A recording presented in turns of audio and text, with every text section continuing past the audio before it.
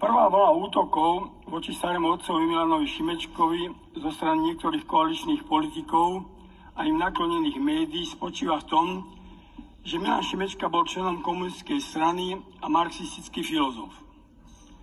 Milan Šimečka sa narodil v roku 1930. V roku 1954 ako 24-ročný prichádza prednášať marxizmus-leninizmus študentom medicíny a farmácie v Bratislave.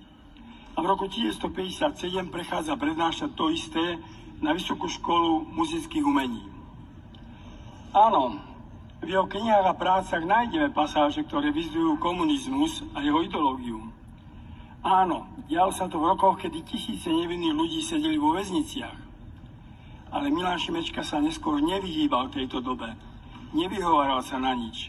A som svedkom toho, ako si otvorene pred nami kládol otázku, ako to, že sme si ako mladí ľudia nevšímali z nás okolia miznú ľudia. Koľkí ľudia z ľavicovej kultúrnej sféry na Slovensku, ktorí navyše verejne podporovali popravy nevinných ľudí na začiatku 50 rokov, sa videli takto postaviť svojej stranickej minulosti. A to už nespomínam komunistov, členov komunistickej strany, ktorí všetci do jedného proste dávali do pohybu celú tú mašinériu. Ale v živote Milana Šimečku je podstatne niečo iné. Po okupácii v roku 1968 bol vylúčený z komunistickej strany. V rokoch 1970 až 1981 pracoval ako robotník. V roku 1981 bol zatknutý a 13 mesiacov bez súdu väznený. Z väzenia sa vrátil s podlomeným zdravím, úplne zničeným zrakom. Až do roku 1989 bol pod neustálym tlakom EŠTB, jej výsluchov, domových prehliadok. V jeho byte bolo nainštalované odpočúvacie zariadenie.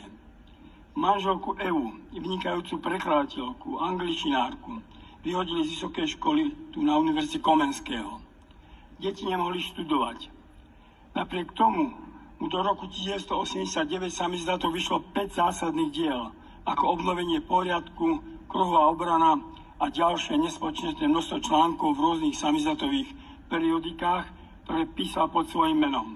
Čo bolo vždycky, by som povedal, podpísanie šeku, že ho mohli za to zavrieť. Bol to on, kto sa zasadil za zbližovanie kresťanského a sekulárneho disentu na Slovensku. Ja som ho priviedol k pánovi biskupovi Korcovi, aby sa stretli a na jeho byte porozprávali. Ďakujem. Bol to on, ktorý v pokore až do konca života bol nositeľom nezlomného optimizmu, že život nakoniec porazí všetky ideológie.